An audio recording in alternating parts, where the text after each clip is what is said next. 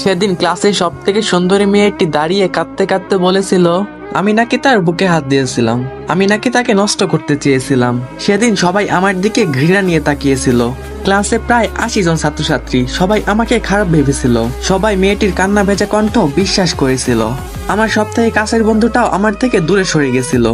আমার সব থেকে প্রিয় শিক্ষকটাও আমার গালে চড় মেরে বলেছিল, তোকে আমি ক্লাসের সব থেকে ভালো ছাত্র ভাবতাম, তবে তুমি আজকে যে কাজটি করেছো, তোমার উপর থেকে আজকে আমার সব ভালোবাসা শেষ হয়ে গেছে। যে নিজেকে একজন ভালো মানুষ হিসেবে প্রতিষ্ঠিত করতে পারে না, সে যতই ভালো ছাত্র হোক না কেন। আর একটা লোকের সব থেকে গুরুত্বপূর্ণ পরিচয় হলো সে একজন মানুষ। তুমি এখনো কোনো মানুষ হতে পারোনি, যদি পারো মানুষ হয়ে দেখাও। সেদিন আমি ক্লাসে কারোর দিকে চোখ তুলে তাকাতে পারিনি। কোনো অপরাধ না করেও নিজেকে অনেক বড় অপরাধী মনে হচ্ছিল। আমার দুঃখটা সেদিন কারোর সাথেই শেয়ার করতে পারিনি। যতটুকু সময় ক্লাসে ছিলাম শুধু মাটির দিকে তাকিয়ে চোখের পানি ফেলে গেছি। সেদিন আমি বুঝে গিয়েছিলাম চোখের পানিরও দামও কম বেশি হয়, কারণ মেয়েটার চোখের পানি দেখে সবাই ইমোশনাল হয়ে গেছিল। আমি কি সত্যি মেয়েটার সাথে এমন করেছি? কেউ ভাবেইনি, চিন্তাও করেনি। সেদিন সে মেয়েটির চোখের পানি আর কান্না ভেজা সুর দেখে সবাই সবকিছু বিশ্বাস করে নিয়েছিল। আমার চোখের পানি কাউকে আবেগী করতে পারেনি। আমার মতোই আমার চোখের পানিটাও কম দামি। সেদিন ক্লাস থেকে চলে আসার সময় ওই মেয়েটার সাথে আবার আমি কথা বলি, যে মেয়েটি ক্লাসের সবার সামনেই আমাকে খারাপ বানিয়েছিল। তার কাছে গিয়ে আমি বলি, তুমি এমনটা না করলেও পারতে। তুমি হয়তো ভাবছিলে আমাকে খারাপ বানানোর পর আমি তোমার সম্পর্কে মানুষকে উল্টাপাল্টা কিছু বলবো, আর আমার কথাগুলো কেউ বিশ্বাস করবে না। সবাই হয়তো ভাববে তোমার উপর প্রতিশোধ নেওয়ার জন্য তোমার সম্পর্কে সব মিথ্যা কথা বানিয়ে বানিয়ে বলতেছি। তুমি হয়তো জানো না, তুমি এইসব কিছু না করলেও তোমার সম্পর্কে আমি কাউকে কিচ্ছুই বলতাম না। তবে তুমি আর ভয় পেও না, এখনো আমি তোমার সম্পর্কে কাউকে কিচ্ছুই বলবো না। যে মানুষটা সবার সামনে আমাকে খারাপ বানিয়েছে, আমি তাকে সবার সামনে খারাপ বানাতে চাই না। কলেজ থেকে বাসায় ফেরার পথে যখন দেখলাম সবাই আমার দিকে তাকিয়ে আছে, তখন আমার বুঝতে বেশি একটা অসুবিধা হলো না। আমার খবরটা হয়তো এলাকার সবাই জেনে গিয়েছে, তাই তারা সবাই মিলে আজ আমার দিকে এইভাবে তাকিয়ে আছে। আর এইসব খবর তো অলওয়েজ বাতাসের মাধ্যমে ছড়ায়, আমারটাও হয়তো আজ সেভাবেই ছড়িয়েছে। বাসার সামনে যেতেই দেখতে পেলাম বাবা আর মা দরজার সামনে দাঁড়িয়ে আছে। দরজার সামনে যে দাঁড়াইছিল আমার বাবা আর আমার সৎ মা। আমি তাদের মুখ দেখে বুঝতে পারলাম হয়তো তারা কলেজের ঘটনাটা জানতে পারছে। আমি সেটা বুঝতে পেরে আমার বাবার দিকে তাকিয়ে আমার বাবাকে বললাম, বাবা বিশ্বাস করো আমি কিছু করিনি। তখন আমার বাবা আমার চোখের দিকে তাকিয়ে বলল, তুই যদি সত্যি কিছু না করে থাকিস তাহলে তোর নামেই কেন এইসব বললো?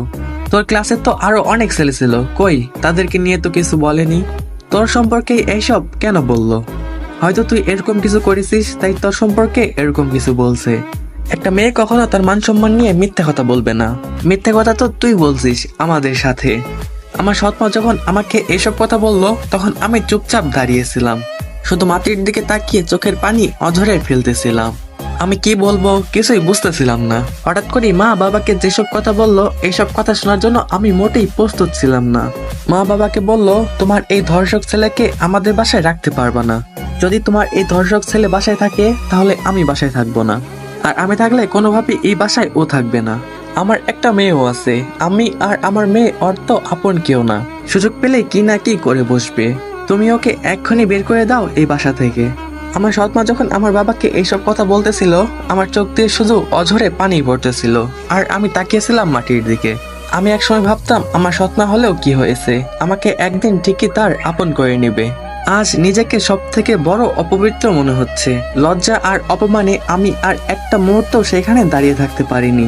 গন্তব্যহীন বাসা থেকে বেরিয়ে যে কোনো একদিকে যেতে শুরু করলাম। আমার বাবা একটিবারের জন্য আমাকে থাকতে বলেনি। সেদিন আমার মনে হয়েছিল বাবা ছেলের সম্পর্কটা হয়তো আজকে এখানেই শেষ। তবে আমি ভালো মতোই বুঝতে পেরেছিলাম এই বাড়িতে হয়তো আর কখনোই আমার মতো ধর্ষকের জায়গা হবে না। কাছের মানুষগুলো আমাকে বুঝতে পারেনি, দূরে ঠেলে দিয়েছে। এখন আমার ভরসায় শুধু একটা মানুষই আছে, সে হয়তো আমাকে বুঝতে পারবে। আমাকে কখনোই সে ভুল বুঝতে পারে না। সে লোকটাকে আমি অনেক বেশি বিশ্বাস করি, সেও আমাকে অনেক বিশ্বাস করে আর আমাকে অনেক বেশি ভালোবাসে। তবু আজ কেন জানি তার সামনে যেতে আমার অনেক ভয় হচ্ছে। সে কি আমাকে বুঝতে পারবে, নাকি সবার মতো ভুল বুঝে দূরে ফেলে দিবে? এসব প্রশ্ন মাথার মধ্যে ঘুরতেছে, আর প্রশ্নের উত্তরগুলা অজানা থেকে যাচ্ছে। সেদিন রাতটুকু সিয়াম নামের বন্ধুদের বাসায় থেকে সকালের খাবার খেয়ে বেরিয়ে পড়ি আদিবার সাথে দেখা করতে। হ্যাঁ, আমি যে মানুষটার কথা বলছিলাম অনেক বিশ্বাস করি এবং ভালোবাসি, সেও আমাকে অনেক বিশ্বাস করে আর ভালোবাসে, সেই আর কেউ না, এই আদিবা।